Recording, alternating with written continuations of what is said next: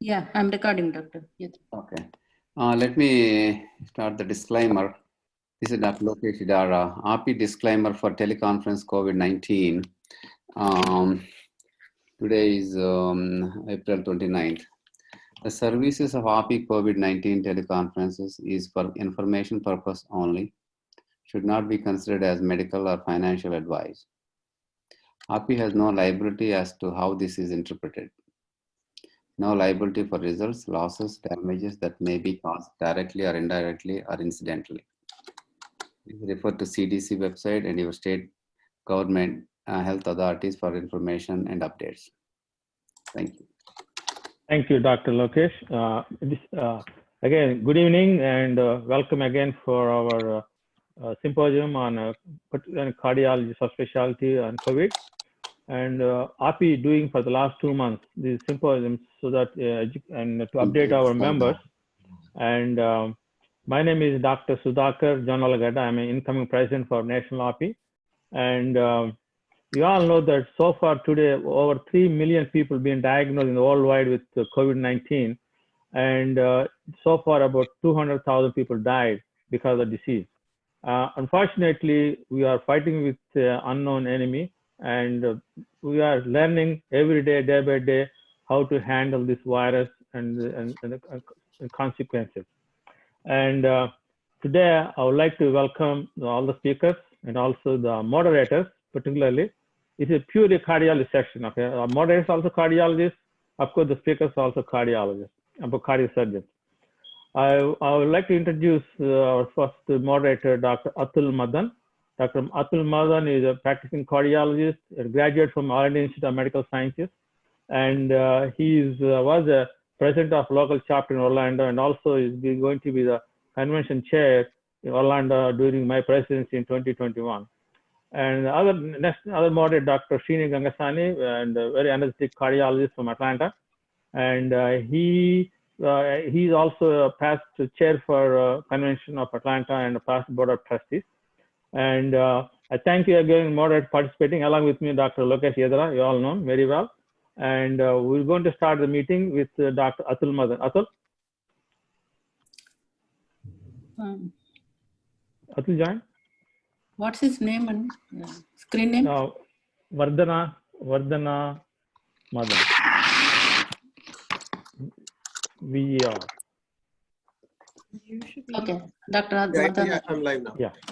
Atul, go ahead, please. Introduce the first speaker. Thank you. Sorry for the, I had prepared myself to do it on my big Mac, and here it is. I'm stuck with it with my own phone, but that's perfectly all right. My name is Atul Madan. Thank you, everybody, for joining in. This is a phenomenal forum to discuss the effect of COVID-19 as far as cardiovascular practice is concerned.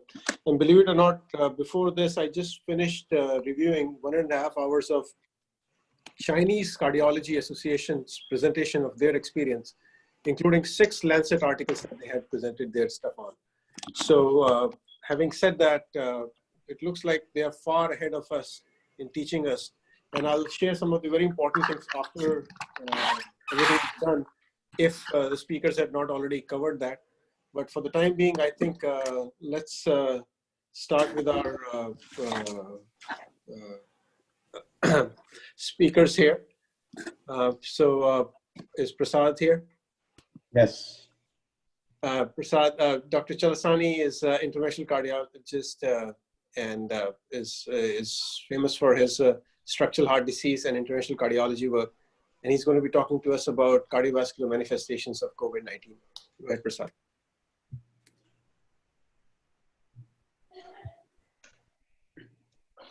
Tell somebody you're ready. Okay, now I can share this.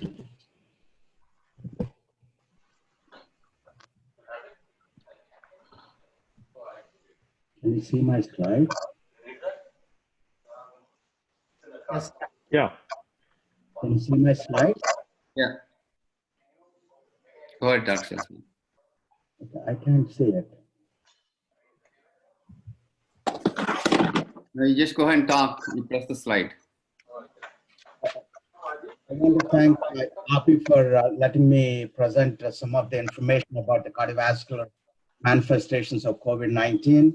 I want to thank our moderators, our organizers, and Lokesh for giving me an opportunity. I'm going to spend some time mainly to talk about the cardiovascular manifestations of COVID-19.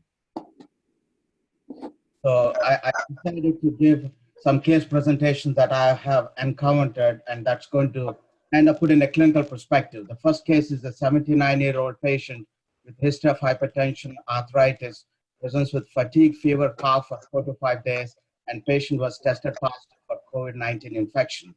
And the patient initially was totally stable, unremarkable, was on 2 liters of oxygen. And initial evaluation revealed EKG non-specific STD changes. Chest X-ray and CAT scans were unremarkable other than a very small right pleural effusion.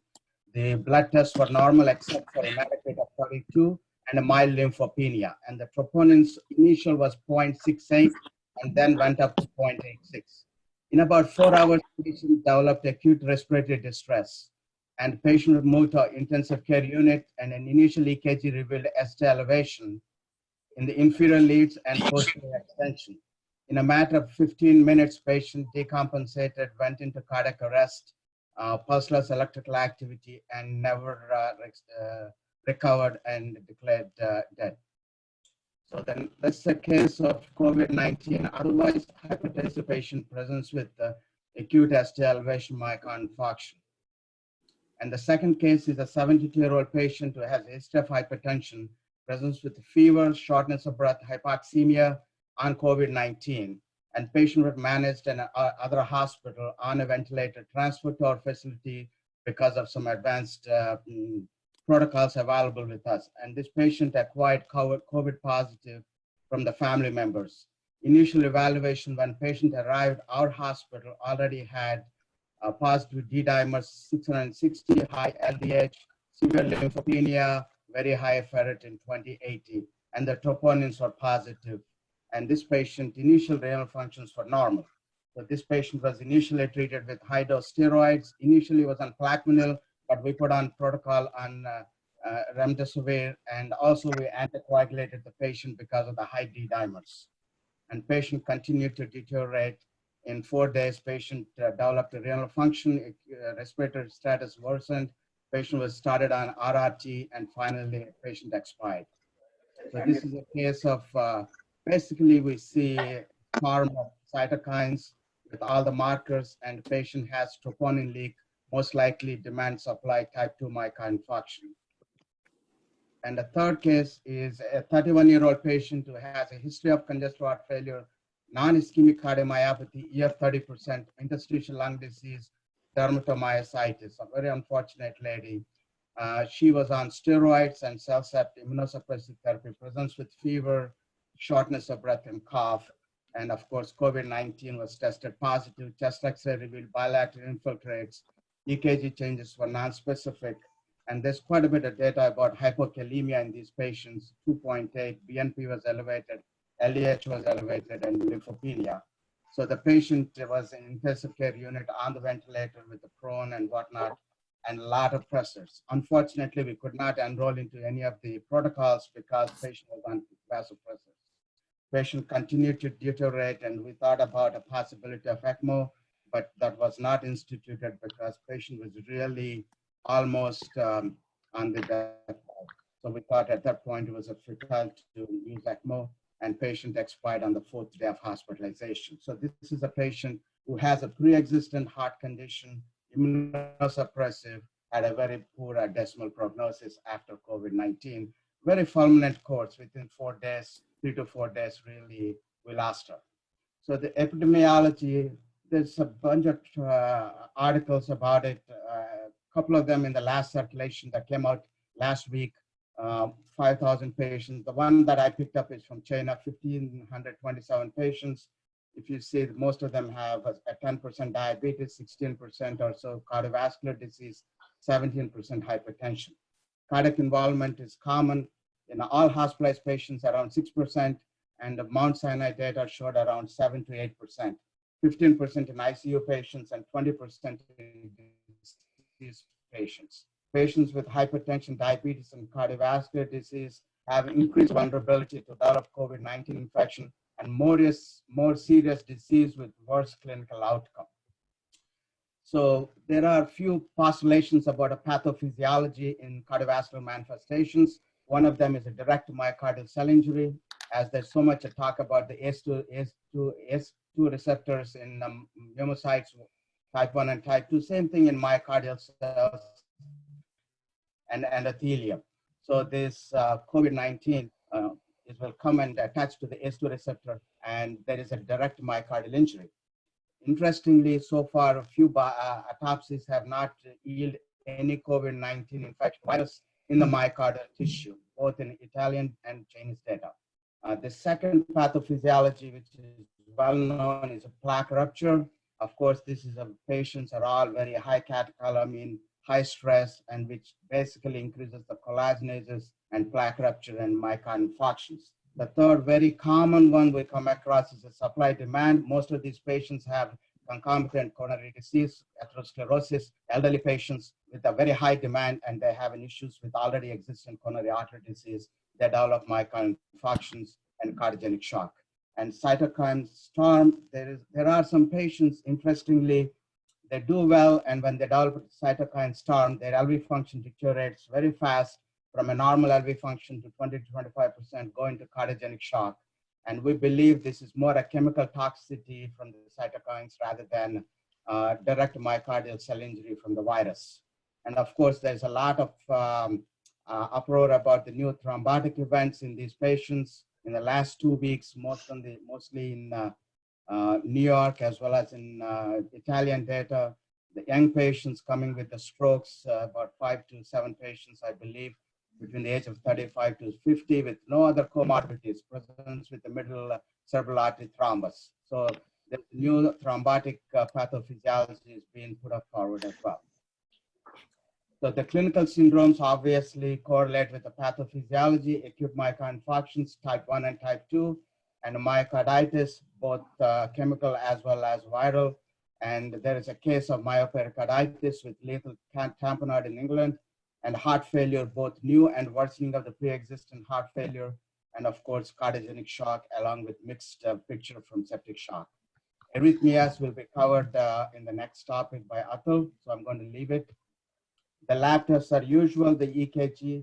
I just want to make a case about the echocardiograms. The Society of Echocardiography recommended not a routine echocardiography, but we do see patients with hypertension, with EKG changes, who are not doing well. We perform the echocardiograms. Of course, troponins, there are 7.2% in all hospitalized patients, 22% increase in ICU patients. D-dimers, ferritin, CRP. BNP is not necessarily very useful in these patients with multi-organ failure, very low specificity. Cardiac MR and cardiac CT are occasionally done couple patients in the entire series, but typically the societies don't recommend a routine use of these because of the risk for the healthcare professionals. A word or two about the role of anticoagulation and ACE inhibitors. I think we'll spend more time in the QA time. Anticoagulation right now in our institution and most across the country, patients with about 5 to 6 times increase in D-dimers, they recommend anticoagulation unless there's no contraindication. Prophylaxis is uniformly recommended in most of cardiology literature with suspected ACS, both type 1 or a plaque rupture with a non-ST elevation myocardial infarction. The consensus is to anticoagulate. And of course, all the societies do not recommend to start or stop the ACE inhibitors or the ARBs at this time. And again, we'll have more conversation in the QA time. I just want to thank you, and I want to wish everybody to stay safe. Thank you.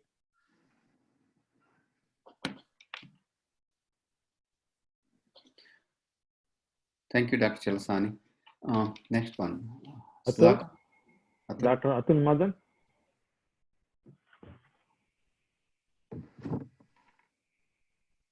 Electrophysiologist with over 150 publications in clinical and basic electrophysiology, with vast experience in atrial fibrillation and special interest in AFib ablations. So as a matter of fact, to me, I'm an interventional cardiologist. I do not have much experience with Rhythm Society and COVID interventions of much. So if you can just spell out what exactly is the Heart and Rhythm Society's standing on COVID pandemic and to treat the COVID patients, that'll be nice. Go ahead, Dr. Prakash. Thank you, Atul, and your namesake also. Thank Yes, you, I see. Sudhakar and Lokesh, for keeping me going in RP for a long time. Even though I'm supposedly an EP and an electrician, someone will have to advise me as to how to get the PowerPoint in. Shall I go right to PowerPoint and then bring it in and then share screen, or shall I share screen first? Either way. So let me put the PowerPoint. I hope so. I did do a trial run yesterday. Okay, so the screen is open for me. What do I do? Can you hear me? There's bottom, Yeah. you have share screen. Bottom, green button in the middle. Share with arrow up. In the bottom. Yeah.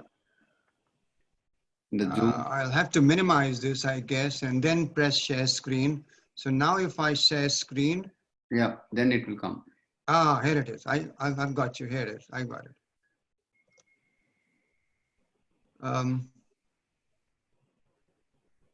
What the hell did I do? No, you go to your PowerPoint, bring it up. Ah, I see. Okay. Here you go. see You're it? in. You're in. Oh, you're in.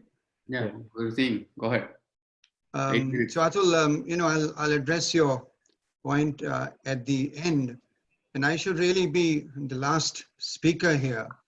As we all know, arrhythmias with or without COVID are a sequelae to the heart and indeed the whole of the body.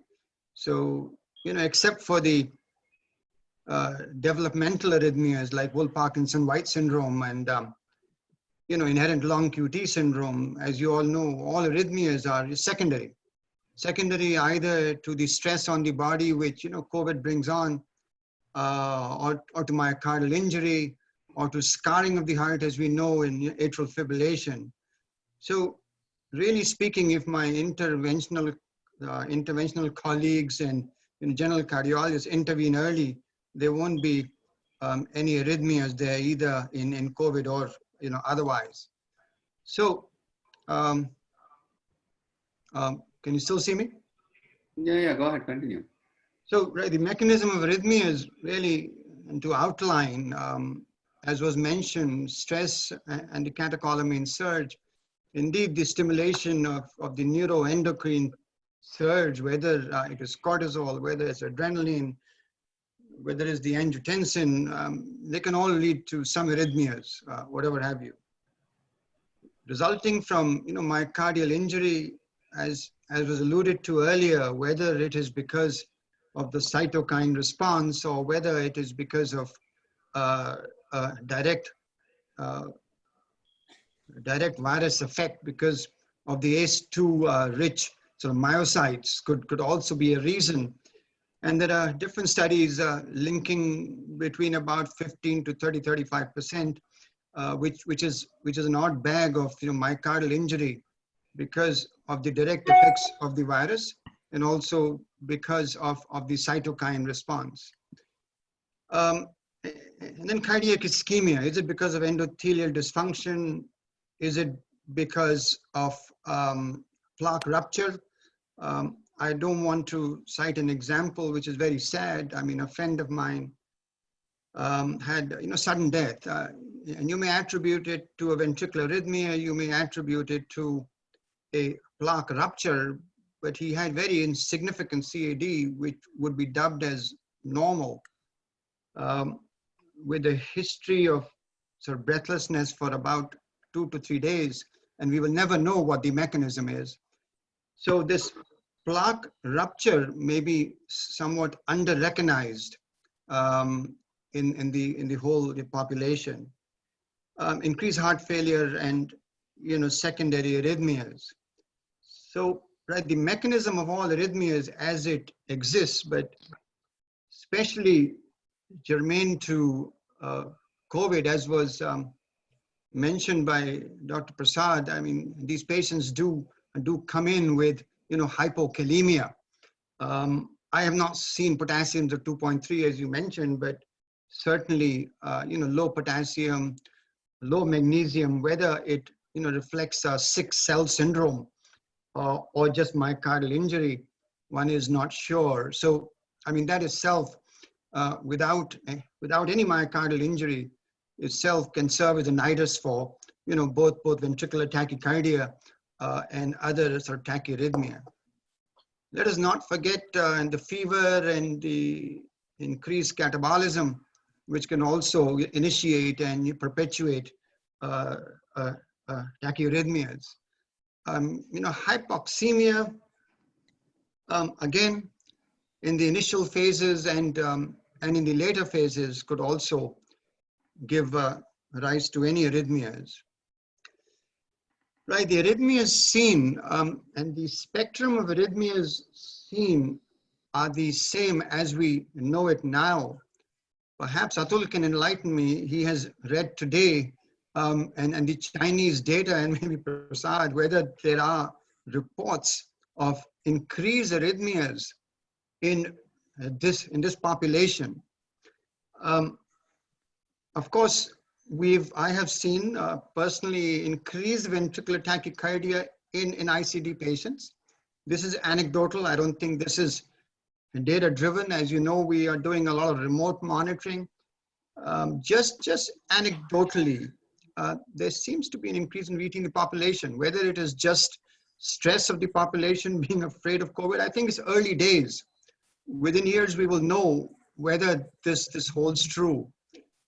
VT storm, again, have seen a couple of patients. So there may be an increased incidence, maybe, word of caution, in the population, though not shown, not data driven, whether it is because of, myocardial injury, whether it is because of the catecholamine storm, one is not aware. It would be interesting to show the incidence or to compare the incidence of ventricular arrhythmias in two population groups, those and who come in with COVID without myocardial injury and the latter. That might give a link, but at this point in time we're seeing it, but certainly no different than the general population. Atrial fibrillation, atrial flutter, again, one sees patients with pre-existing cardiac disease and who come in with heart failure, some myocardial injury or elevated tropes and they go into atrial fibrillation. Again, difficult to say whether it is related to sort of COVID or not. Sudden death, very difficult to prove whether it is plaque rupture or it was ventricular fibrillation. One has lots of anecdotal examples, and the association is not yet been decided. I think of interest in our group with the heart rhythm members, one is seeing, I've also seen unprovoked bradycardia, unprovoked AV block without background conduction disease. I mean, when you look at it and they have a normal electrocardiogram, there's no his fascicular disease, yet they have long periods of sinus arrest, which you can't attribute to hypoxia or any other agent. And the same with AV block. One is not sure. This is just something to think about. And in a couple of instances, they have recovered without rate support, or rather permanent rate support with an implantable device.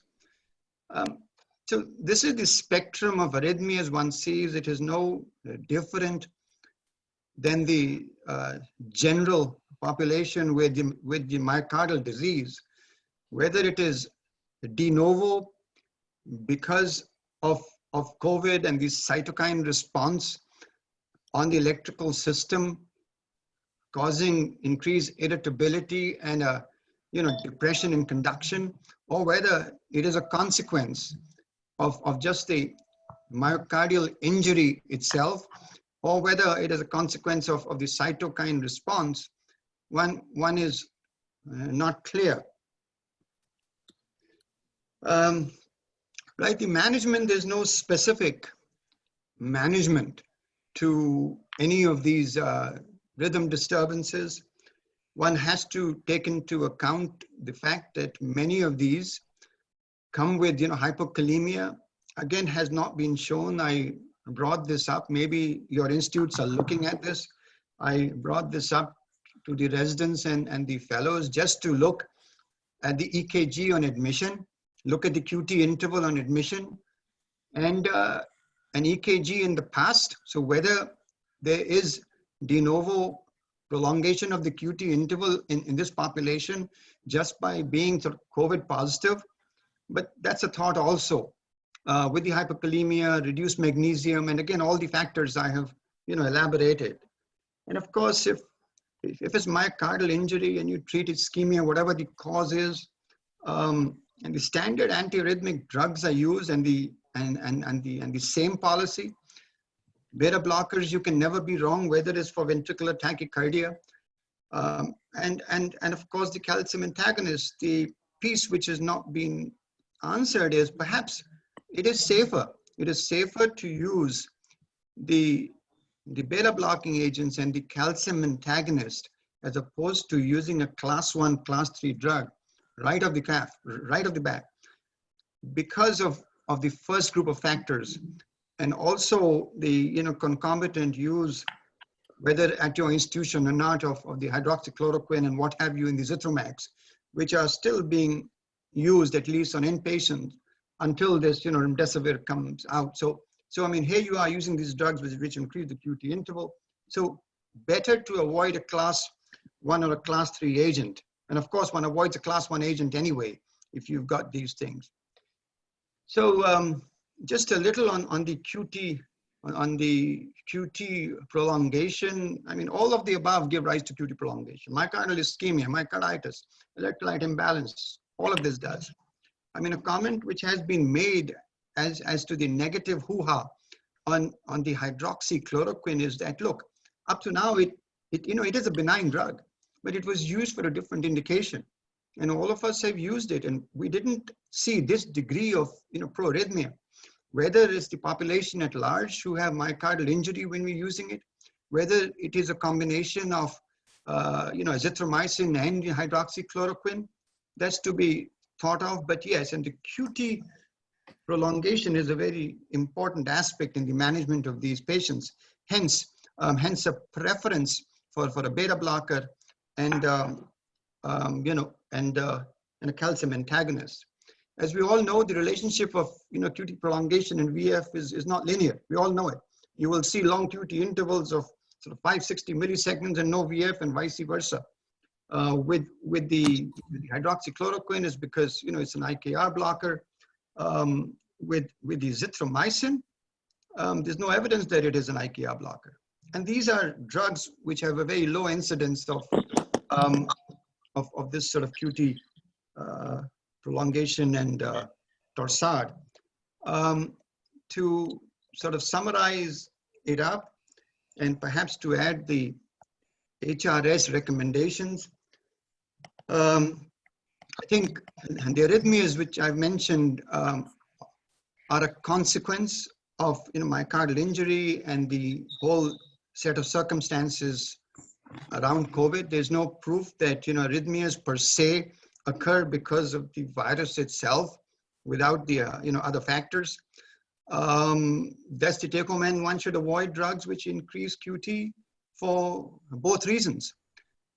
With regards to HRS sort of guidelines, I mean, for us as electrophysiologists, I'm sure, I'm not sure if that's what you're asking. I mean, there are no elective procedures being performed. The only procedures are just urgent pacemakers on patients with hemodynamically unstable AV block and bradycardia. A lot of the visits are remote, and that's what the HRS is recommending.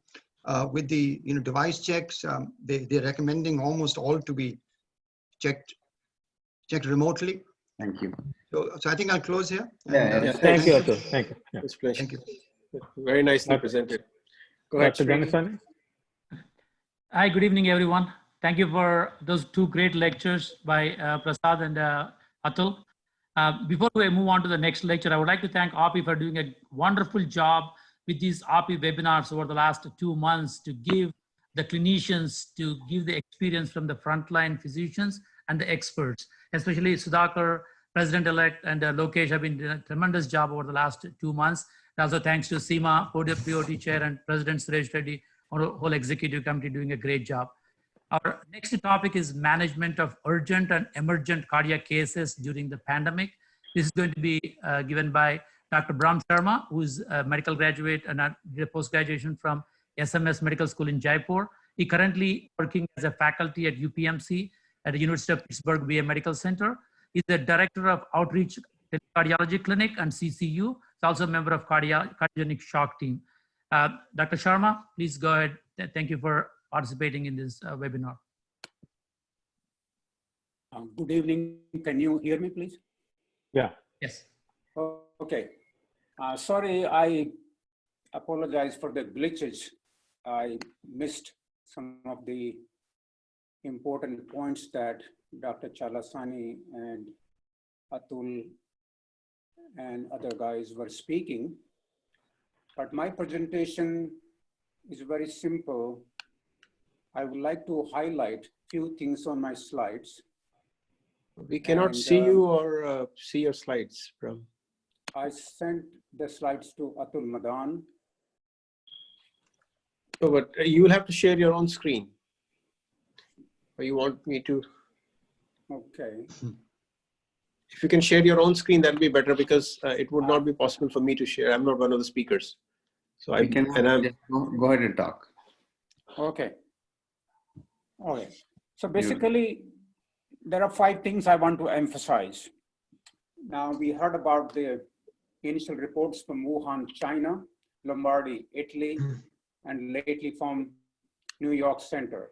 The first challenge we have is the diagnostic challenge. Means, what is a STEMI? And at the same time, there are what we call STEMI mimickers. Now, usually, the word we use is acute coronary syndrome, which is basically a plaque rupture. And then the manifestation could be STEMI, non-STEMI. But in this coronavirus pandemic, there has been a lot of confusion, a semantic confusion. So first we have to establish whether we are in the emergency room or in the referring center or as a primary PCI center, what is the diagnosis? Is it a STEMI or is it a STEMI mimicker? When I say STEMI, that is a classical definition of clinical presentation of a chest pain, ST elevation, and of course, given the right scenario, we also like to do a quick bedside ultrasound called POCUS to make sure that before we take them to the cath lab, we are sure this is a definite STEMI.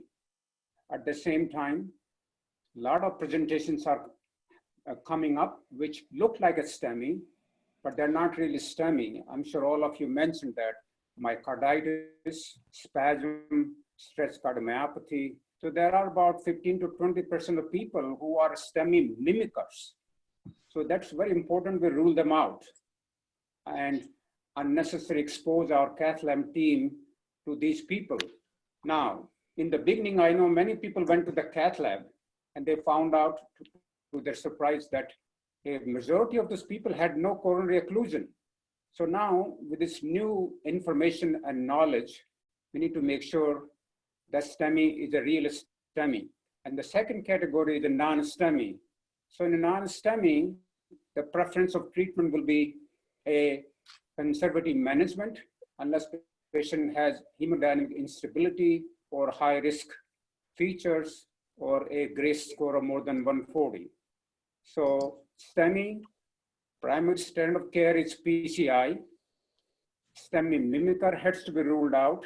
If the patient has a STEMI, but is away more than say 90 minutes, then in an outreach program or outreach center, a old-fashioned approach of lytic therapy with rescue PCI is acceptable in these conditions, what we used to call them pharmacoinvasive therapy. So identify the STEMI, rule out STEMI mimickers. Is it really a STEMI or a non-STEMI? Where is the patient in the ER, in the referring center, or right at your PCI capable center? And you make the decision. So that is one challenge. The second challenge is much more personal, that how do you balance self-care versus the patient care? So we got to make sure that everybody who's coming to your lab or your ER rather should be assumed having COVID positive unless proven otherwise. So that is very important. Make sure we have a dedicated cath lab, a dedicated COVID unit we have here, and make sure that patient is seen and evaluated by a combined team, the ER physician and interventional cardiologist. Remember in the old days, we used to call the pre-hospital ambulance, EMS, ERS, and take them to cath lab directly. That is not acceptable because of risk of exposure. Somebody has to put eyes on the patient and examine the patient and be very liberal with the use of EKG to make the correct diagnosis and use a bedside ultrasound to make sure we are dealing with a real STEMI. So that is the second challenge. The third challenge is that there has to be a coordination between the ER, EMS, cath lab, and a shock team. Now, there are some people who are going to present the two very high-risk situations, like out-of-hospital cardiac arrest and cardiogenic shock. So those are the two extreme manifestations of acute coronary syndrome. In those cases, you got to be available, ready, and a multidisciplinary discussion, and make sure that before you take them to cath lab, they should be intubated in the ER, so that you minimize the exposure. And also you have your surgeon, your intensivist, your CHF guy, and your intervention guy, ER guy, and of course everybody and a social worker have a mini huddle to make sure we are taking to the cath lab a right person. So these extreme cases of out-of-hospital cardiac arrest and cardiac shock, which are at highest risk, at the same time, highest risk of exposure, because they will be intubated, they may need a CPR, they may need a kind of mechanical support, including ECMO, which I will not go right now. Another speaker is going there. So that is the very challenging situation. But on the same side, there are some people who are old with multiple comorbidities, and they have a STEMI, and their prognosis is kind of limited. They came late, and in that case, it's very reasonable that we have a discussion, what we call a shared decision-making with the family, with the priest, and everybody else, and be very open-minded about providing compassionate care and comfort care to these people so that they can die with a dignity at home rather than dying in ICU alone.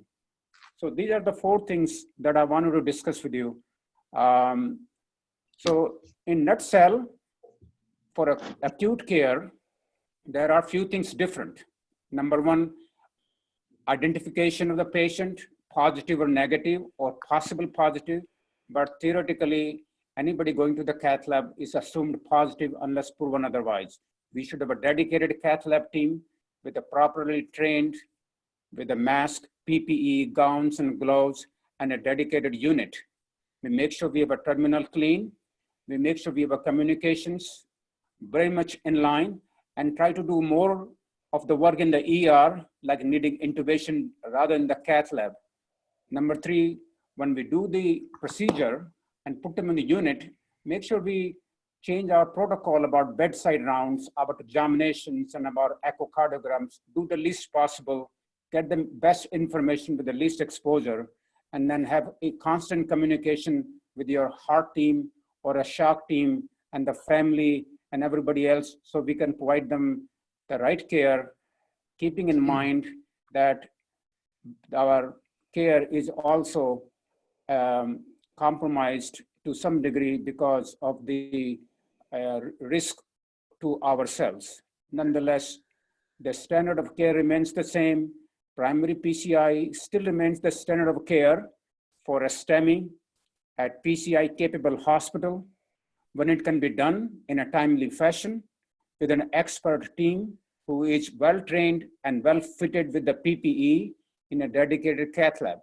If the patient is outside in a referring center and the delay is such that it's more than 90 minutes, then fibrinolysis, the old-fashioned lytic therapy, is okay, it's reasonable to start with, and then we can take them to the cath lab depending on the hemodynamics, whether they're stable or non-stable, or they're a high-risk patient. So there are no strict guidelines. It's always individualized approach. Things are changing, more and more data are coming, and we constantly have to adapt and change our protocols before we go back to the normal standard of care. So I'll stop there if you have any questions. Madam, thank you, Brahma. Appreciate it. Thank you, Brahma. Thank you. So our next speaker is Dr. George Batsidas. He's the Chief of Cardiac Surgery at, and is also Surgical Director of Mechanical Circulatory Support at Heart and Vascular Hospital at Hackensack University Medical Center. His areas of expertise include high-risk cardiac procedures, complex aortic surgery, and cardiogenic shock. He lectures nationally and internationally on topics of cardiogenic shock and aortic disease. He published extensively in this field. I think we're fortunate to have him to discuss about use of ECMO in COVID cases for us. Dr. George, thank you. Thank you. Thank you. Thank you for the nice introduction. I'm going to see if I can share my screen. Can you see it? Oh, not yet. Not yet. There it is. You have Yep. it. Okay. You can see it. Excellent. Let me see. Let me see if I want to do this. That's better. Okay, good. I want to thank you for introducing me, and thank you for having me. I'm honored to be here and speak with you all, and hopefully we can shed some light on this. It's very interesting as a cardiac surgeon dealing with this. As you know, being cardiologists, you understand, we didn't know how much we would be able to impact these patients when this all started. We did see it coming somewhat, and we prepared in that we went over our ECMO policies because we just assumed that there wasn't going to be much we could offer in the standard cardiac surgery ways. However, we were concerned about the myocarditis, and thankfully, at our institution at least, we haven't seen much of it. We've seen probably one case that we've diagnosed and treated, and we'll talk about that briefly. But we were prepared from the ECMO standpoint, we thought. But we really didn't know, like many centers, we didn't really know what to expect. And in the very beginning phases, the talk amongst cardiac surgeons, and we had some kind of group chats going back and forth in regional areas throughout the different states, that we're not going to be using a whole lot of ECMO, because the thought was that these patients they were sick, but they were okay, and they were with the traditional vent management. And then we realized as things progressed, as everything else in this process, that we weren't really 100% correct in that, I think, in the beginning, and that maybe ECMO isn't the end of the world and sometimes can save some patients. Now, the survival still has to be seen in a lot of centers, but we still have quite a few patients on, and we're going to talk about those. So this is what we did is basically we just waited. And, these cases started coming, and we were getting called frequently, and some of them were just too far gone, unfortunately, in the very beginning. Now this I put in here, if you can see the slide, the good chest x-rays, because although this doesn't look good, quote unquote, this is good for what we see on our daily ECMO rounds. And in the beginning, the first, I'd say 1 or 2 weeks, we were getting called every few days, but a lot of times on elderly patients, 86 years old, multi-system organ failure, we couldn't really offer them much. But as the days progressed, the weeks, 1 or 2 weeks went by. Next thing you know, we were making routine rounds because we had 1 or 2 or 3 or 4 patients now on ECMO. And to the point now, every day we make full-fledged ECMO rounds with an entire team. And we're rounding on at least 10 patients now. So this is what unfortunately, the ECMO chest x-rays are looking like. And so we go back from what I said was good chest x-rays, which look, as a cardiac surgeon, cardiologist, look miserable. these are 3 just random x-rays from today's rounds or yesterday's rounds that I took. And you can see these are extremely sick patients and very difficult to deal with.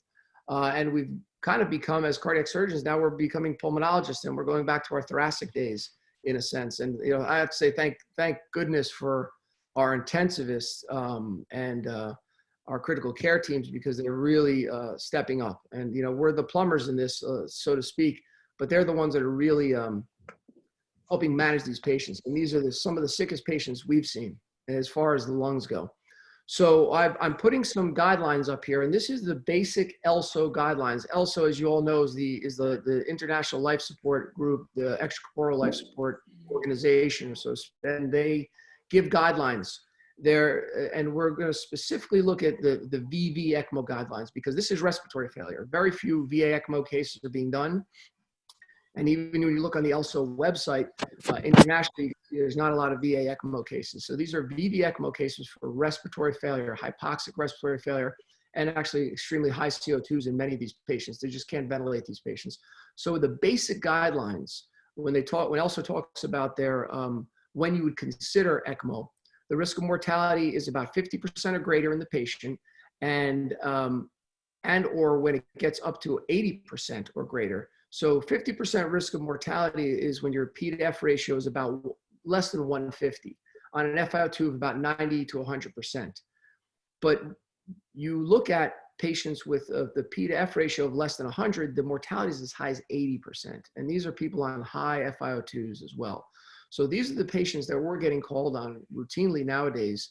And we probably get called twice a day now. Now our center, because where we're located, let me take a step back, adjacent to New York City, we're in Bergen County, New Jersey. We have a tertiary quaternary care hospital. We do about 1,000 open hearts a year. And we're affiliated with the Seton Hall Medical School as well. It's actually Hackensack Meridian School of Medicine at Seton Hall. So we're right in the kind of near the epicenter, New York City, of this. And because of the proximity of the George Washington Bridge, a lot of people in this area, Bergen County, travel to New York City to work. And we were hit pretty badly, as you all know from the news, that New Jersey's pretty bad with this. So our hospital in general has been at full capacity, and it's about an 800-bed hospital with about 400 adult beds, a little bit more. And we've been housing about 400 plus COVID patients for weeks now. I think we're down to 300. I know we've discharged 1,000. So we've really seen a lot of patients. With that, we've had upwards of 160 or so intubated patients at our hospital at different times. And again, we're getting called sometimes 2-3 times a day on some very sick patients who've been intubated for more than a few weeks. The other thing that we're seeing, besides this P to F ratio of less than 100, we're seeing a lot of CO2 retention. I've seen CO2s as high as 120, 130, 80 routinely. And we just can't ventilate these patients at all. Some of them, it's very strange. You can oxygenate on high FiO2s and high PEEPs, but you can't ventilate. There's other basic indications here, but I'm not going to belabor the point. They talk about severe air leak syndromes, and we have 2 patients with air leaks, one with a bronchopleural fistula currently on ECMO as well. And then they talk about immediate cardiac collapse, respiratory collapse from PEs and blocked airways. The contraindications that also talks about in general for respiratory failure for ARDS-like patients, really there's no real absolute contraindications to ECMO, actually, except for those patients that we as clinicians identify as poor outcomes for ECMO. Now, these mechanical ventilation at high settings, the P to F ratio of, as we said before, the plateau pressures of greater than 30, those patients, and if they're on ventilators for more than 7 days at those high settings, many centers won't consider them, and they consider it a relative contraindication. However, in this crisis, we have been stretching those guidelines, and you'll see that later. And we've been taking patients over 14 days, sometimes on ventilators, and placing them on ECMO because, as we mentioned, you all mentioned before, the cytokine storm. These patients are sick, and sometimes we see them getting better. And then a week later, they're getting sick again. And you'll see all their numbers going back up with regards to the cytokine storm. It's a very tricky thing. And obviously, we're dealing with super infections routinely in these with Pseudomonas and Acinetobacter, in these patients. They're just so sick and immunocompromised from this battle they're in. Patients with CNS hemorrhage or patients who have major CNS damage or terminal malignancy obviously should be contraindications for ECMO. And there's no real age-specific contraindications for ECMO. However, in this crisis, you hate to say it, but you've mentioned it before, you have limited resources. And I have to say, when we're called on a 78-year-old or an 85-year-old, and my mom is right in that age range, we have not been placing them on ECMO because of multiple issues. First off, many of them have multiple comorbidities, and we just don't think they're salvageable when we're getting called. And we have to be somewhat, we only have X amount of ECMO circuits, to be frank. So we can't really, and we've borrowed multiple circuits from surrounding hospitals as well. So what is ECMO quickly? You all know this, but if I figured we would put it out there, because there's some confusion sometimes between VA and VV. This is the standard VV ECMO setup, and it's through an IJ approach and a right femoral or left femoral vein approach. So there's an inlet cannula and an outlet cannula, and basically what we're doing is we're putting a femoral venous cannula in, and we're inserting it percutaneously, and it's going up to just below the diaphragm, just at the beginning of the right atrium. You can bring it a little higher than the diaphragm as well. That's going to take the venous blood back to the circuit. The circuit will oxygenate it, and then the arterial limb, so to speak, goes in through the IJ. Usually we use our standard arterial cannulas from the heart-lung machine there, and that's placed in the IJ. And basically what we're doing is pushing blood right to the right atrium and taking it and pushing it across the tricuspid valve, across the lungs, as you all know. Careful, because placement of these cannulas is important. If you bring the IVC cannula up towards the IJ cannula, you're just going to be taking your oxygenated blood right back into the circuit. And when you've done that because your SATs won't go up. But once you get them on ECMO and you see the SATs go up and you've kind of pre-measured where the cannula is going to sit on the patient's body, you're in a good position. You obviously can see these on X-ray. It's very interesting because you would think, maybe it sounds more as exotic, we'll say, oh, we're going to put someone on ECMO, but it's not that labor intensive. And I say that with, carefully.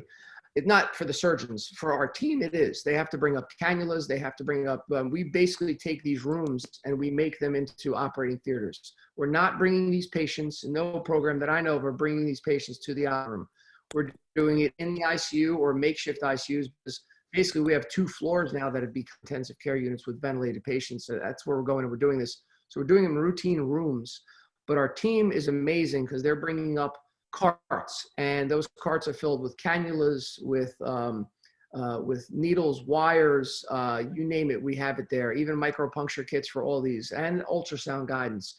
So although we don't need much, we don't need fluoroscopy, we do need an ultrasound machine for the sticks, because in many of these patients, believe it or not, well, that they're hypotensive and they're hypoxic. So sometimes if you're going by palpation, the traditional way of accessing the femoral vein, you may very well be in that artery, and you're going to have very dark blood coming out, and you're not going to know.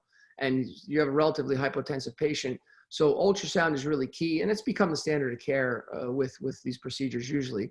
So ultrasound guidance for your access, and that's really all you need. And you've kind of pre-measured where the cannulas are going to sit on the patient's body, so there's not much more than that. We don't need fluoro. We usually try to minimize the people in the room. And we do have protective gear. Our gear has evolved. It's nothing fancy, as you see in those videos from China and even in France. Basically, we just have a OR cap. We do have a protective shield.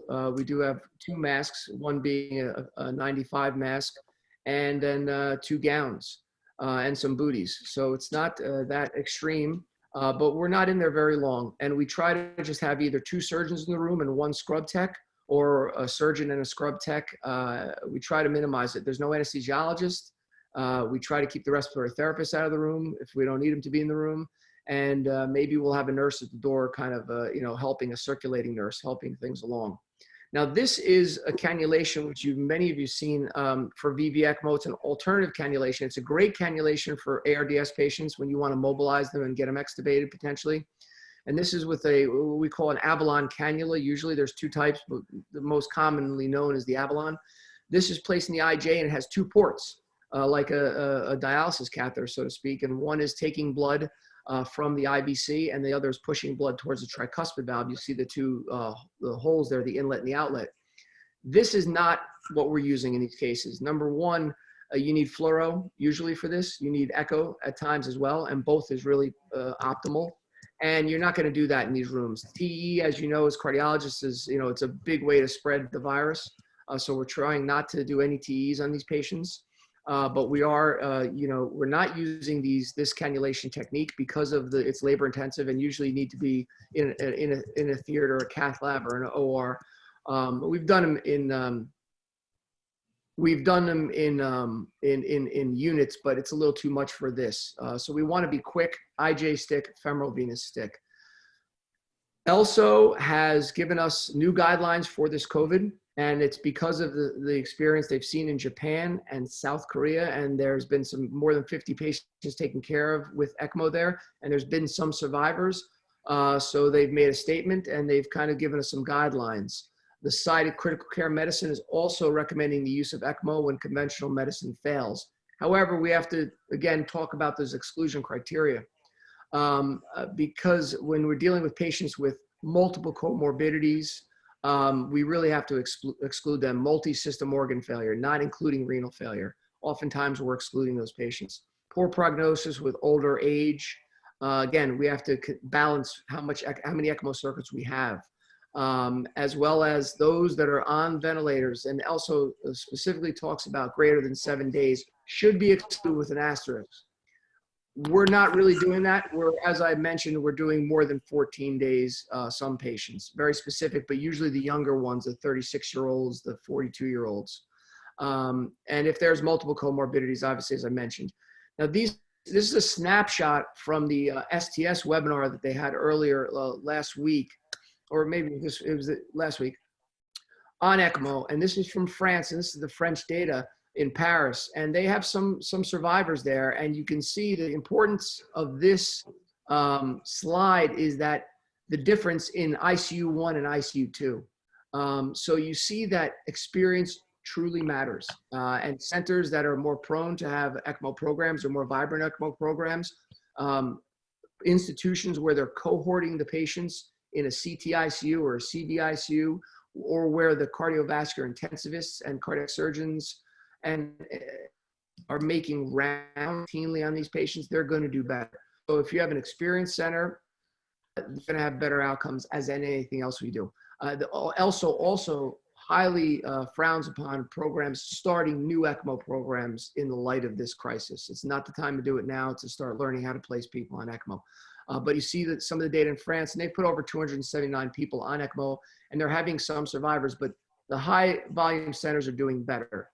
Now, this is what the ELSO recommendations for COVID-19 are kind of evolving. It goes back to that ratio, and it also goes to how long the patient has been sick. So if you look at the flow here, the PDF ratio less than 150, you're going to consider other maneuvers first. You're going to recommend proning the patient. You're going to recommend neurovascular blockade, neuromuscular blockade, which we're doing. So they're getting proned, and we're still doing a high PEEP strategy.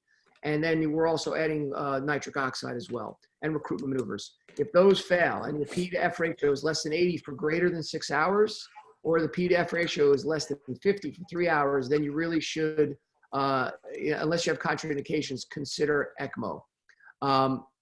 As well as the pH. When you're dealing with pHs of 7.25, and that's actually pretty good in some of these patients, PCO2s are greater than 60 for more than 6 hours, you should be considering ECMO as well in these patients. Again, taking into consideration the comorbidities and the ages of these patients, and can we actually get them through. With that, as I mentioned, we're kind of a go. We've loosened up some of our criteria, but some criteria as far as age, we're kind of holding back a little bit, we'll say. So this is the contraindications that loosely were used in the Paris experience: age greater than 65, severe comorbidities, advanced COPD, cardiac failure, cirrhosis, Child's B and C. They're on HOMO2. Severely immunocompromised state, hematologic cancer or advanced cancer, cardiac arrest as outside the hospital, unless there's witness CPR, bystander CPR, and they've returned flow or returned vital signs in less than 15 minutes. If a patient's been ventilated for more than 10 days in France, they weren't putting them on ECMO. Multiple organ failure except acute kidney injury, because we're not even including that in there. Really, if you look at these patients, they have 2 organ systems out already. A lot of them have kidneys out, and obviously their lungs are out, and many of them have hematologic abnormalities as well. BMI, I put an asterisk there because they put an asterisk there, greater than 35 kilos. I mean, BMI greater than 35. We have done some patients with that, but we're being selective. When we're getting called on the 40-something plus BMIs, you know, we've been called on a couple of 300 plus 350-pound patients, and we've been hesitant, honestly, but it's not an absolute contraindication. So our Hackensack University Medical Center ECMO exclusion criteria somewhat mimics what they've experienced in Paris. This is, if you go to the ELSO website, they have a registry, a running registry live. I snapped this evening before I left the hospital. And this is 632 ECMO patients. This is worldwide. They break it down to the North American experience, Europe, and the Asian Pacific experience, and Latin American experience as well. And we're looking at about a 40% survival, 70 out of 156 patients discharged alive.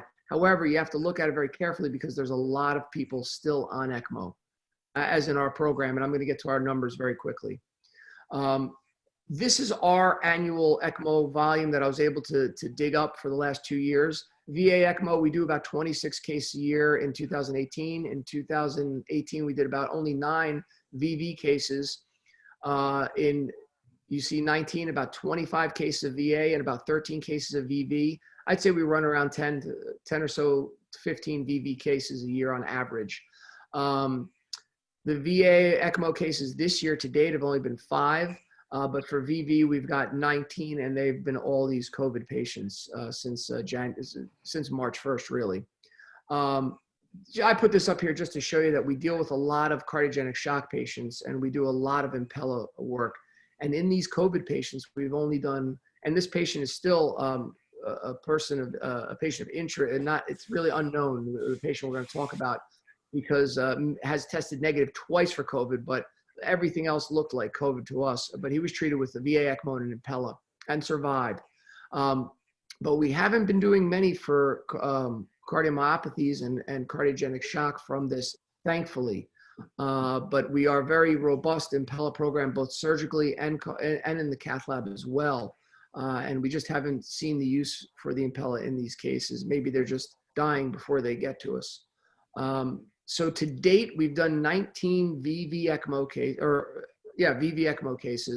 or 18 VV ECMO cases. We did 1 VA ECMO case plus the axillary Impella. It was an axillary 5.5 that was placed. And this patient had a complete cardiovascular collapse with a pH of 6.9, was being coded when we were called, and basically was put on VA ECMO quickly as a bailout. And the heart in those cases, when the pH is 6.9, you don't know why what the EF looked like the day before. There was no echo, unfortunately, but really it was biventricular failure. And the patient was used, the VA ECMO was used as an RVAD. And then eventually we took the VA ECMO out within a few days and kept the patient with an axillary Impella. His heart did recover. He had high ferritin levels. He had everything. His daughter was COVID positive, but he did have 2 negative COVID tests to date. He's still in the hospital. He is trached. He is doing well, and his heart did recover. But that was the one that we used an Impella on.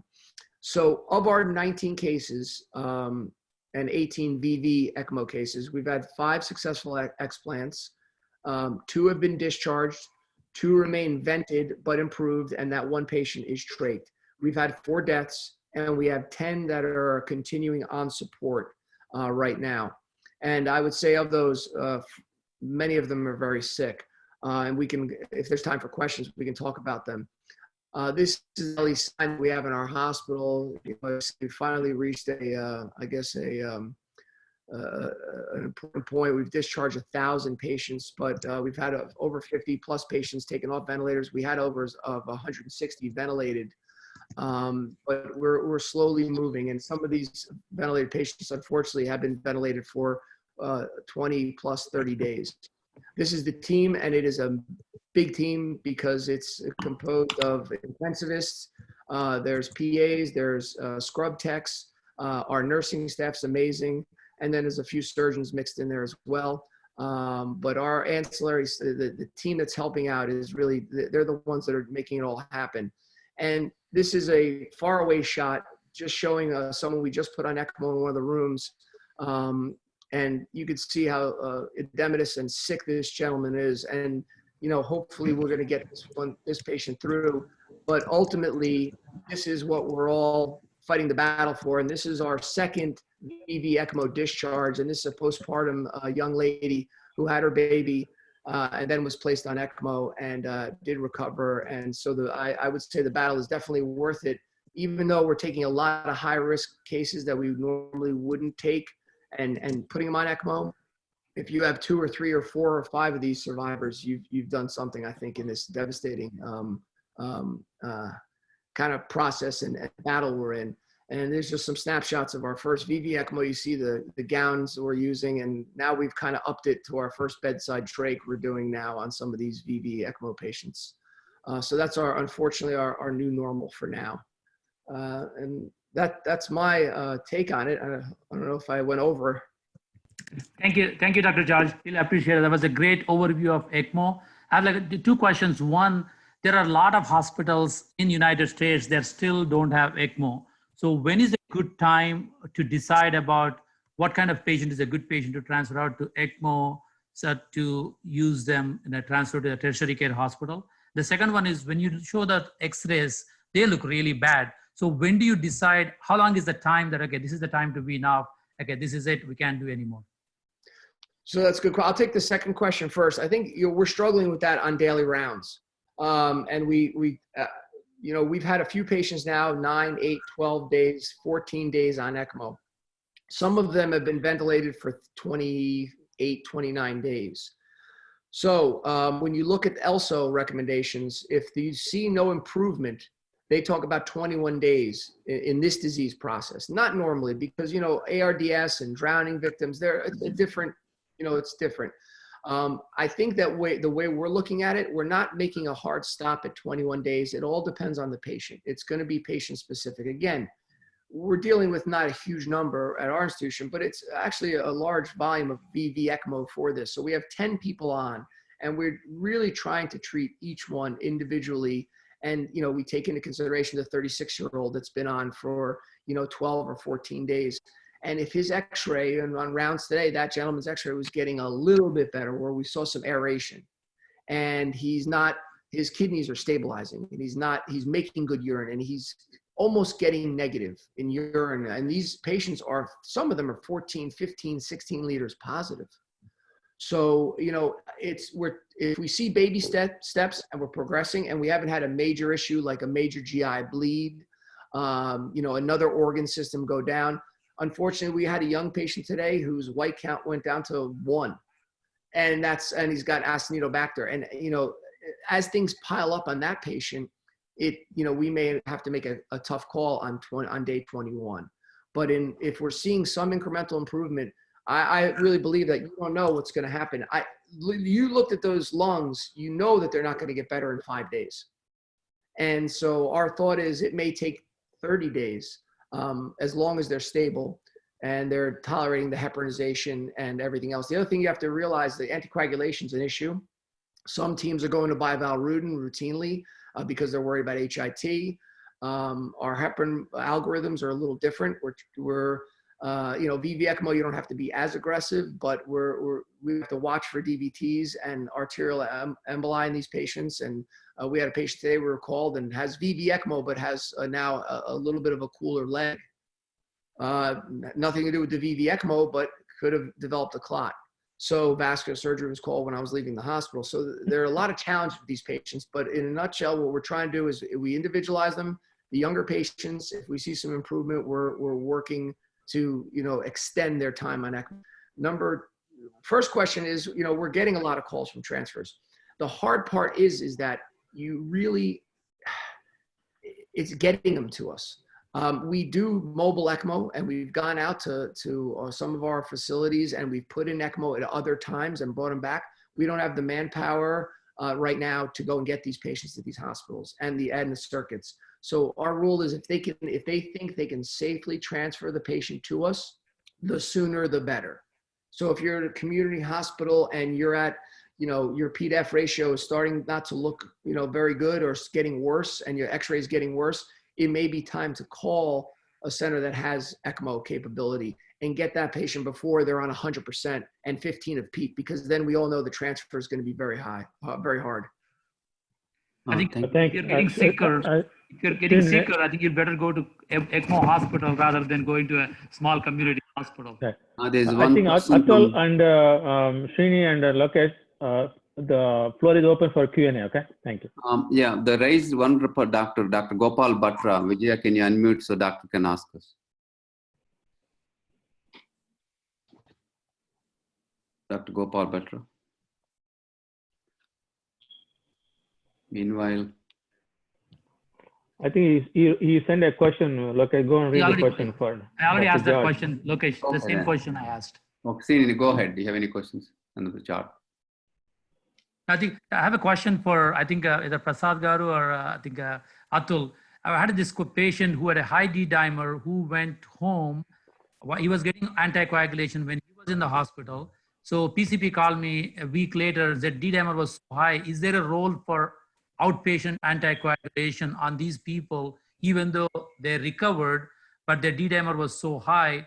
Is there a role for anticoagulation, either oral or Lovenox, when you get discharged in these young patients going home without DVT, without AFib? So there is no valid indication for anticoagulation, but just for COVID-19. This is Prasad. I'll take the question. The consensus is to anticoagulate them for 3 months with the oral anticoagulants, direct factor X 10 inhibitors. The reason being, if you look at some of the data between 35 and 50, those patients got discharged. Those young patients came back to Mount Sinai hospitals with a stroke of middle cerebral artery. So that was the rationale why people with the D dimers more than 6 times. There's an article actually in Journal of Thrombosis and Hemostasis. They suggested to use in these patients for 3 months. And I think I probably concur with that idea, unless there's an absolute contraindication. Srini,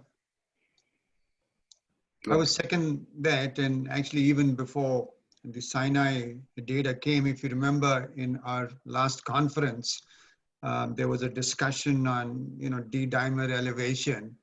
And one felt that they should be, fully anticoagulated right from sort of get-go, unless there was a contraindication. And yes, and the 3-month data is very sort of logical and extends onto the same thing. So I really concur. Have a low threshold of anticoagulation right from get-go, unless there's a contraindication. And once you've started, switch over to PO for for a period of 3 months. Thank you, Atul. The next question is to Dr. Betsides. Is there your ECMO is platinum COE or gold COE? I'm sorry, I didn't. Your ECMO is platinum COE or gold COE? Oh, that as far as the circuit? Oh, I think Dr. Ravi Kohli asked. I don't know. That's what is your ECMO platinum COE or gold COE question mark. I would have to ask my perfusionist if that's a technical question. Center for Excellence, I think. Platinum Center for Excellence or Gold Center for Excellence. That's what I don't even know. I understand. I don't know. We haven't discussed that. We've just we're working, just to try to keep these people alive. But we've done, we're a relatively busy ECMO program, doing about, like I said, 35, 45 a year, but doing, doing more than that. I've heard of some centers doing over 100 That's impressive. We do, a lot of cardiogenic shock cases, but because of our Impella use, we don't use ECMO a lot for VA ECMO for cardiogenic shock. Sure. Other question for you, sir. Patient question, Go ahead. Go ahead. Atul Prakash, question to you. The question is, can high dose of omega-3 fatty acids prevent cardiac arrhythmia? Very difficult to answer. I don't know. The effect of omega-3, even in a non-COVID population, has not been, has not been sort of substantiated. I mean, the disease where, inflammation is thought to be a very important factor is actually atrial fibrillation. Atrial fibrillation, inflammation scarring. So even there, I mean, and the role of this has not been proven or, substantiated. But in this crisis, no harm in it. As an anti-inflammatory, I would certainly resort to everything. Sorry, I don't answer properly whether zinc, whether this, whether omega-3. Throw it all in, as long as it has no side effects. That's right. Question for Dr. George. So Dr. George, if you have somebody with respiratory failure, but with underlying either cardiomyopathy or new onset myocarditis, would you prefer to do VV ECMO or would you go to VA ECMO in that setting? Yeah, that's a great question. In that setting, I may choose a VA with an Impella as an unload, like an ECPella, because when we've had those patients, my problem with VA is if you're dealing with a dilated LV, you don't get good unloading in a lot of those patients. So if you really hope to recover, our experience with recovery, and we've had a nice experience recovering patients with viral cardiomyopathies, for instance, using Impellas, whether it be axillary, direct, or CPs. The CPs, not so much, they're not as long lasting for us. So we upgrade them from CP to axillary. But the key to getting those hearts recovered, in our opinion, is unloading the heart and keeping the ventricle not distended. And as you all know, when you put someone on VA ECMO, the outcomes for VA ECMO and cardiogenic shock and cardiomyopathies are not great. It's less than 50% survival. And we've had better, you see Bill O'Neill talk about it, and we've had upwards of 70% survival in shock patients with LV failure with an ECPella or an Impella unload. So we probably would, if the patient had cardiovascular collapse and needed some hemodynamic support with a VA ECMO setup, we would probably do that like we did in our gentleman, and then do an unload with either a CP temporarily or then an axillary. So that's been our approach. And sometimes we'll even go to VA ECMO if we need to, if the inoxygenation is an issue as well, if we're just doing VA. There were two more questions on ECMO, sir. If a patient is bacteremic, gram-negative, and D-dimer is 10,000, do you take him to ECMO? The second question is, do you ever take them, if somebody on ECMO, do you take them off ECMO because of thrombotic complications or uncontrolled bleeding complications? So the second question, we will take them if there's, we had a gentleman who just the other day had a couple chest tubes placed before we were involved, and it was a little bit bloody on the insertions, and he was having some bloody chest tube drainage, maybe a little traumatic, and we had to put him on ECMO anyway. He had air leaks and he was becoming a bit of an issue. We couldn't ventilate the gentleman, unfortunately. He's one of our explants, actually. So we put him on ECMO and ran our anticoagulation scheme a little lower than normal. And with his tube output kind of being consistent, we were giving a unit of blood every day or two. We ended up taking the ECMO out a little quicker than we would have, but he's doing fine. And he was ready. We did multiple wean trials on him, and I think he had the ECMO about 7 or 8 days. So with that, we were able to wean him. But bleeding will, alter what we do. And we have a gentleman that's got some bleeding in his mouth from a traumatic intubation, and he's, we're holding anticoagulation. He's still on VV. We haven't pulled it. He really needs it. And we're holding anticoagulation on him intermittently, 1 day at a time, and then reassessing as his hemoglobin stabilizes. So yes, so bleeding is an issue. As far as arterial, if we do VA ECMO, you're not going to see an arterial issue with VV, obviously, unless they have a thrombus from another reason from this hypercoagulable state. But for VA ECMO, we almost always put a distal perfusion cannula in the artery downstream, so we can minimize any ischemic complications from that as well. And we'll change our cannula scheme if we have to in those patients. But no, we haven't seen any arterial issues other than what I mentioned today on the VV patient. But we are noticing some of these patients do have DVTs, and I would bet you a few of them have had PEs too.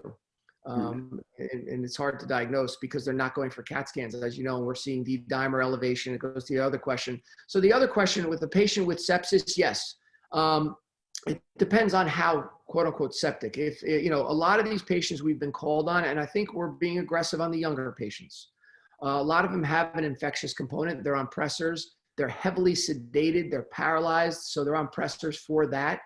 And it's hard to say if they have a mixed infectious process or not going on. A lot of them have a little bit of an elevated white blood cell count, and they're a little relatively hypotensive. So there may be, kind of a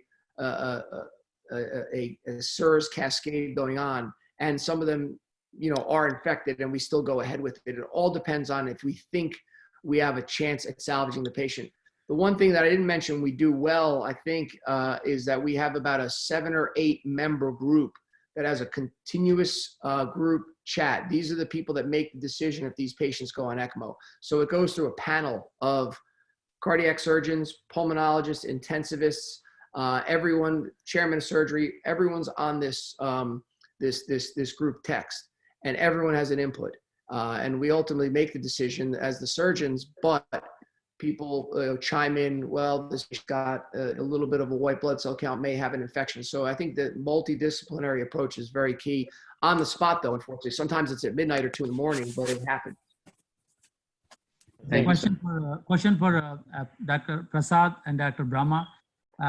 So if you have a 50-year-old possible COVID positive patient who comes in with a STEMI versus an 80-year-old comes in with anterior MI, 50-year-old and 80-year-old, how do you manage them? Do you take them to the cath lab or do you give them thrombolytics? Prasad and Brahma. Yes. The 50-year-old question is, where is the STEMI? Anterior. Both anterior. 50-year-old anterior, if stable, definitely I'll be more inclined to take to the cath lab with all the precautions. At least in our center, we are easily able to accomplish that with all the team approach and all the precautions, PPEs that we do.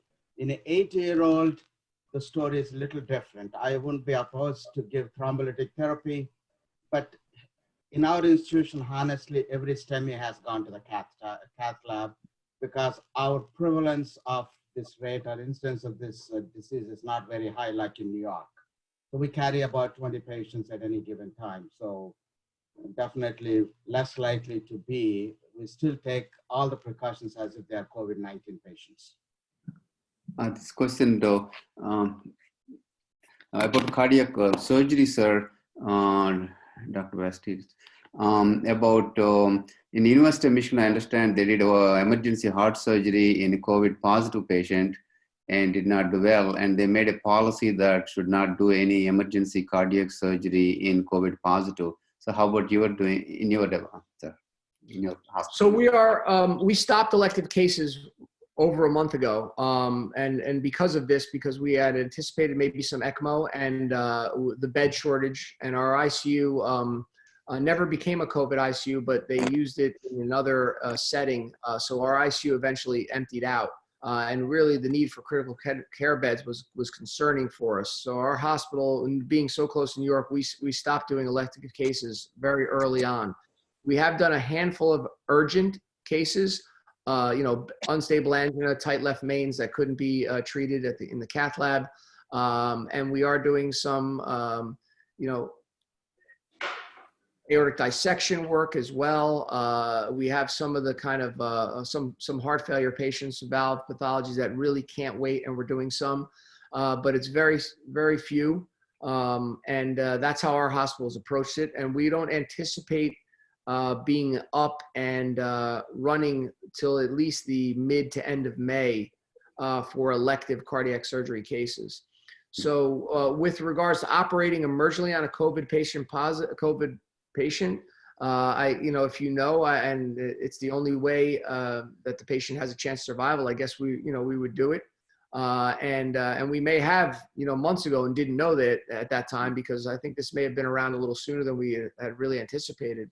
But we would do it if the patient, if we only had, we were the only option for survival, but their outcomes are much worse, clearly, after chest surgery. Excellent, sir. Thank you. So, question to Dr. Atul. Atul, on the line. One question, using Zithromax and hydroxychloroquine, what is the QT interval, the duration they're talking? I mean, if you want absolute numbers, without a bundle branch block, without an IV CD, the upper limit is 500 milliseconds. If someone has a baseline bundle branch block, it's about 520, 530 milliseconds.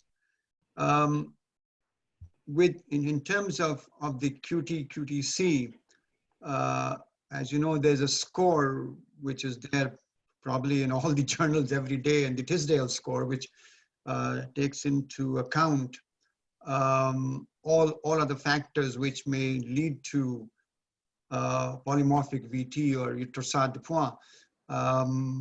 So one should look at those factors also. The specific answer to your question is 500 without a bundle branch block and 530 with a bundle branch block. But look into the other factors before using the drug. And honestly, at the moment, we don't have anything else, and even the drugs are not proven, though they are being used. So I mean, take into light the whole situation at hand. But I mean, those are the absolute numbers we have. And of course, check for electrolytes, hyperkalemia, hypermagnesemia. If you got any doubt, add a beta blocker, which we do for the long QT syndrome. So those are some, you could use one and not both the drugs if in doubt. thank you. Again, the point to be, sorry. We have share one challenging cured case from Dr. Santi. Dr. Prasad. Yes, I'll tell you. A 19-year-old transferred to our hospital who has a history of congenital heart disease, repaired tetralogy fellow, comes in with the fever, chills, and COVID-19 positive, transferred to us, and we put on the protocols with antiviral and steroids, was intubated, was sick, and finally got discharged last Friday. That was a very good success story of 19-year-old with tetralogy fellow repaired. Oh, excellent. Thank you. Thank you. Is there any questions from our moderators for the speakers anymore? No. So at this point, I thank you very much from API point of view to all the speakers. And Dr. Reddy is online. Suresh Reddy.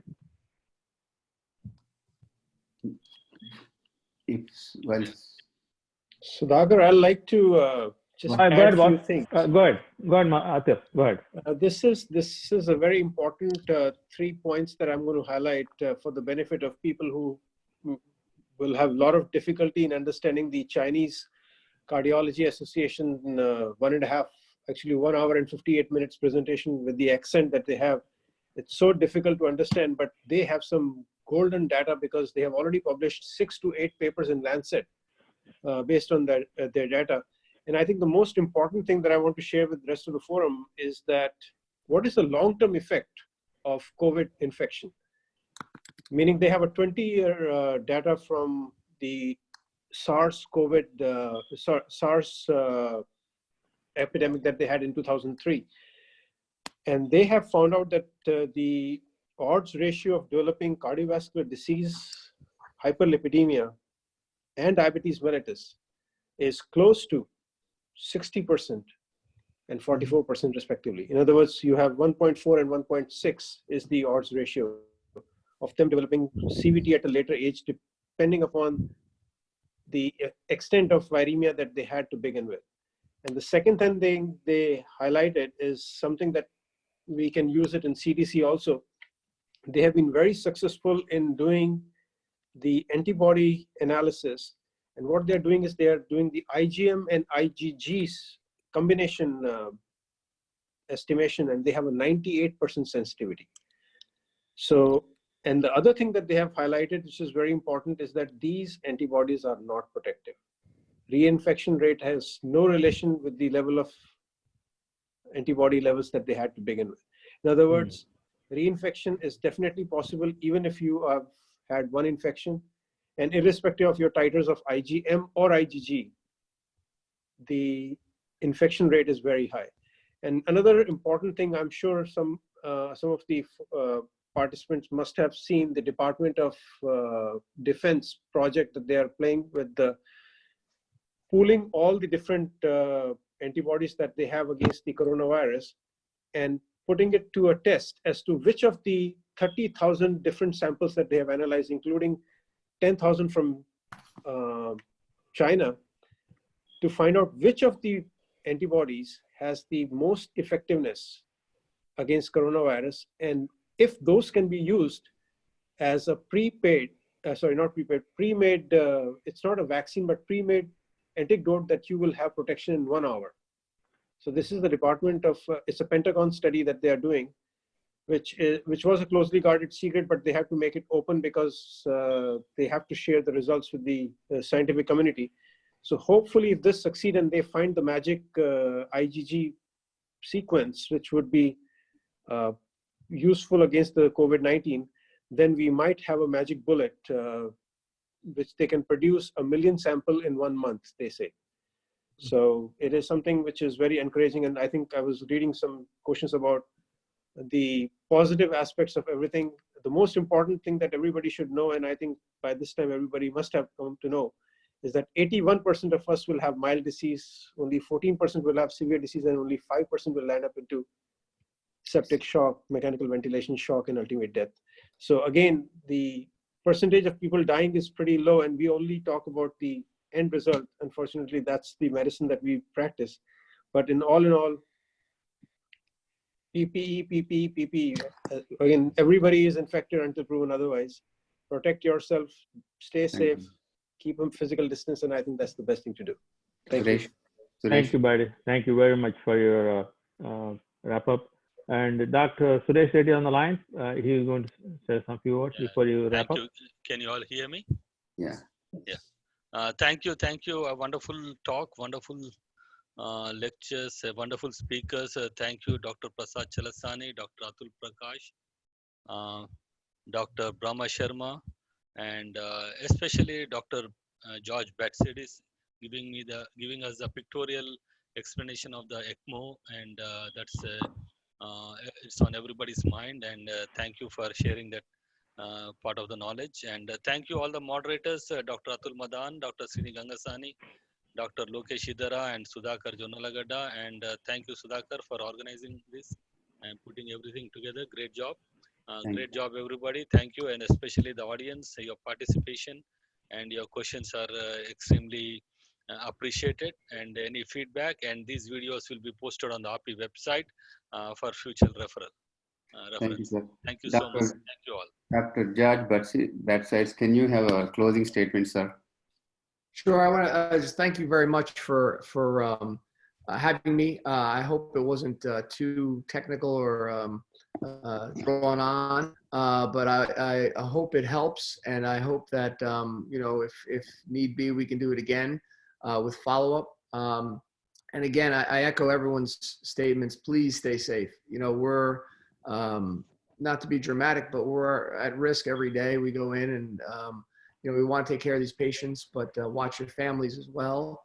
And I think we'll all be okay, being relatively healthy, but just make sure you all stay safe as well in this. And I think these kind of communications are extremely important in fighting a disease that we have no idea how we can really beat it yet. So these kind of programs are excellent. Thank you. Thank you so much. We definitely need your help. Probably will conduct one of the global meeting with many countries, so we need your help at the time. Absolutely. Thank you. Next, closing statement for other speakers. Sudhakar, can you tell one? Yeah, Dr. Chalasani, please. I just want to thank the organization committee and the moderators. And I think the simple message is just be careful, social distancing in the offices, in practices, everywhere, and use the PPE. And otherwise practice cardiology the way we always practice. Here and there, some exceptions, but otherwise, I think it hasn't really changed how I practice cardiology in the last month or two because of the COVID-19. Thank you. Thank you. Dr. Atul Prakash. Again, thank you, Sudhakar, Lokesh, and Suresh Reddy. It is a bad disease, and the only issue I had with what you said, Atul, is I think 5% mortality is a lot. A single death, I mean, this is not scientific, this is emotional. At Hackensack in New Jersey, 100% admissions as COVID. So people are dying. I'm not being pessimistic. I don't think we have come sort of close to beating it. I can bring in optimism and false optimism, but in my life, having practiced in India, England, and here, we've seen enteric fever, we've seen malaria, we've seen many things, but I do not remember a disease of this state which we have hit in our lives. That's the negative note. Yes, there will be a cure, and we will come out, and we will all do well. But I just hope all of us live and remain healthy by keeping a distance. So it is a bad disease. Thank you, sir. Thank you. Dr. Brahma Sharma.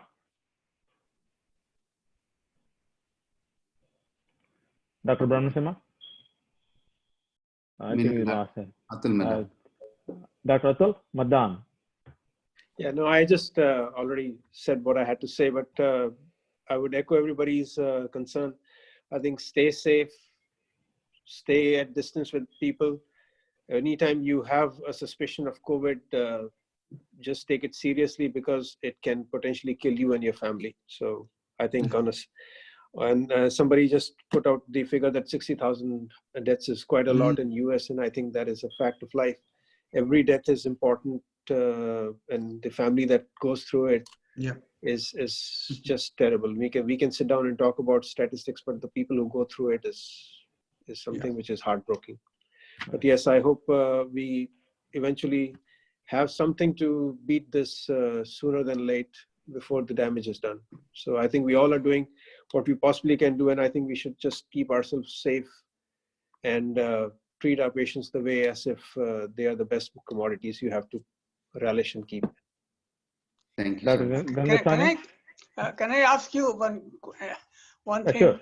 Yeah, all of you and people working with these patients, have you tested yourself that you have got it already? I think all the hospital staff should be tested. You might have already had it. That's true. Well, unfortunately, let me put you again in the China forum. This was one of the main things that they mentioned about the testing part of it. Again, the false negative is pretty high in any test that you can come up with. And Washington State, which is ahead of everybody else, the Seattle update stated that 4% of the hospital staff was found to be antibody positive and possibly exposed, compared to general public of 8%. So this is something which is a rolling mystery that we have not yet conquered as to what is the finest test to have the least false negatives. So this is, unless we have a highly specific test, we cannot be sure whether what we are testing is what we are going to get from there or not. So all said and done, people keep on talking about testing. But again, if we don't have a good, reliable, specific test, it is as good as garbage, because that's what China, they admitted to that most of their tests are still used. I agree with you. I say this testing is nonsense, because if you are negative or positive, whether you are protected or you need protection. But on the other hand, the people who are working in the hospital taking care of these patients, they should be tested the same test which you do when a patient comes. And at least all of you, if you have the test, you know whether you have the virus. Yeah. And Thank you, sir. I think Thank you. they're ahead of that. Yeah. Good night. Thank you very much for all the speakers and moderators and audience. Thank you again. We will have another meeting Good this night, tomorrow. sir. Thank you so much. thank Good you. night. It was Already very 1 hour, nice. 1 Good hour, night. 45 minutes. Thank for it, speakers. Valuable. Excellent. Good night. Thank you, Excellent everyone. talk. Thank you. Good night. Yeah, exactly. Good night. Lot of happy family for doing a great job. Thank you. Thank you. Thank you very much. Thank you, Dr. Master. Bye-bye.